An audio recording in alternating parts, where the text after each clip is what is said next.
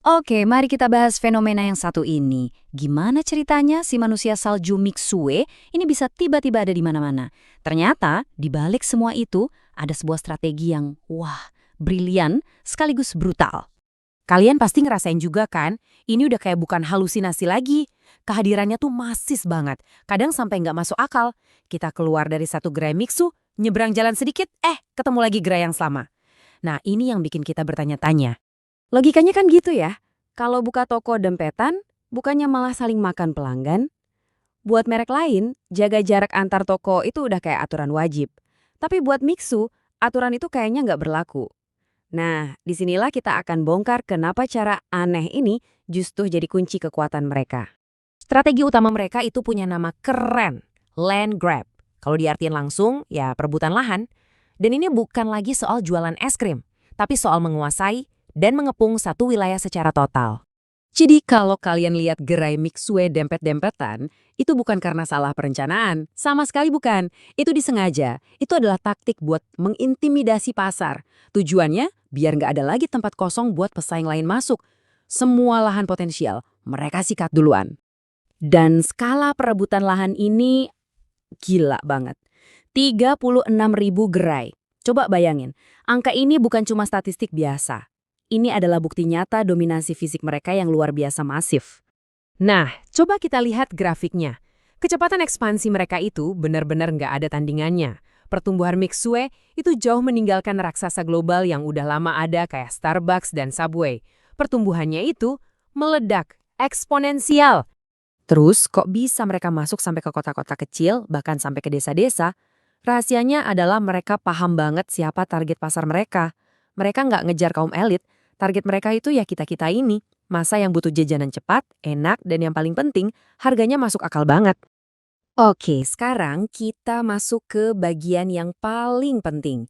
Bagian yang bakal mengubah cara pandang kalian soal si manusia salju ini. Jadi, untuk sementara, coba kita berhenti melihat Mixue sebagai sekedar penjual es krim. Nah, ini dia momen ahanya. Kita semua mikir mereka dapat untung dari setiap es krim yang kita beli.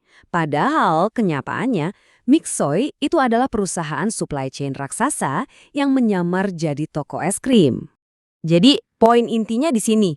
Pelanggan sejati mereka itu bukan kita yang beli minuman. Pelanggan mereka yang sebenarnya adalah para pemilik gerainya sendiri, alias para franchisee. Model bisnisnya tuh jenius banget. Jadi, setiap pemilik toko itu wajib, hukumnya, beli semua bahan baku dan perlengkapan dari pusat. Dari bubuk minumannya, cupnya, sampai sedotannya. Jadi kantor pusat Mixu itu untungnya dari jualan bahan baku secara massal, bukan dari untung rugi per toko. Mereka nggak perlu pusing mikirin biaya operasional toko. Oke, pertanyaan berikutnya. Kok bisa sih harga mereka murah banget sampai kayak ngerusak harga pasar gitu? Jawabannya ada di dua pilar strategi mereka yang super kuat. Yang pertama adalah integrasi vertikal. Gampangnya gini, mereka punya dan ngontrol semuanya sendiri. Dari pabrik bahan baku sampai logistik pengiriman. Dengan cara ini mereka bisa memotong semua biaya perantara, yang bikin harga jualnya bisa ditekan habis-habisan. Ini yang ngasih mereka keunggulan harga yang mutlak. Kompetitor lokal manapun kalau mau coba-coba bersaing harga, bisa langsung bangkrut. Kenapa? Ya karena modal produksi mereka pasti jauh lebih tinggi. Konsep kedua adalah skala ekonomi. Ini simpel aja, semakin besar jaringan dan produksi mereka, maka biaya per unitnya jadi semakin murah. Dan ini bagian jeniusnya, yang ngejawab kenapa mereka nggak takut buka toko dempetan. Justru karena tokonya padat, logistik mereka jadi super efisien. Bayangin, satu truk bisa langsung masuk 10 toko di area yang sama. Biayanya jadi jauh lebih murah kan? Lingkaran bisnis mereka jadi makin kuat dan makin sulit ditembus. Tapi, di balik semua kisah sukses ini ada sisi gelapnya. Sisi yang jadi dilema besar, terutama buat para pemilik gerai itu sendiri.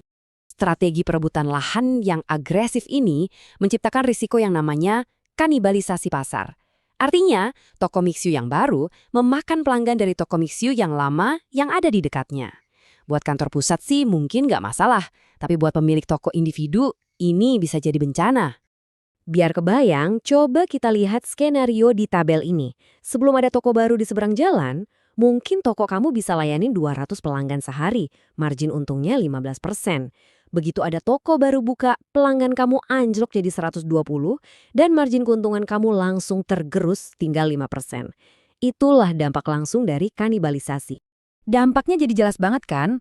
Profit pemilik toko jadi tipis, waktu balik modal jadi lebih lama, dan kalau kita lihat gambaran besarnya, dominasi mereka ini bisa membunuh bisnis-bisnis minuman independen yang lebih kecil, yang mungkin mau menawarkan kualitas lebih, tapi kalah telak di harga. Jadi, kalau ini semua bukan cuma soal es krim, terus tujuan akhirnya apa? Visi jangka panjang mereka itu jauh lebih besar dari yang kita bayangkan. Coba deh pikirkan begini, puluhan ribu gerai yang tersebar itu bukan cuma sekedar toko, itu adalah sebuah infrastruktur, sebuah aset. Ini adalah jalur pipa distribusi raksasa yang udah siap pakai. Hari ini mereka jual es krim, besok-besok mereka bisa dengan mudah memasukkan produk baru ke jaringan ini, entah itu kopi, makanan ringan, atau apapun. Dan inilah pelajaran paling penting yang bisa kita ambil.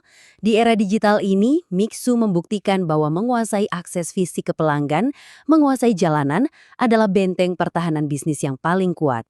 Mereka adalah penguasa baru di dunia retail. Nah, ini meninggalkan kita dengan satu pertanyaan buat direnungkan. Kalau kamu sudah menguasai jalanan, produk apa lagi yang akan kamu jual berikutnya? Karena siapapun yang menguasai lahan, dialah yang akan menguasai masa depan retail. Pertanyaannya sekarang adalah, langkah mereka selanjutnya apa?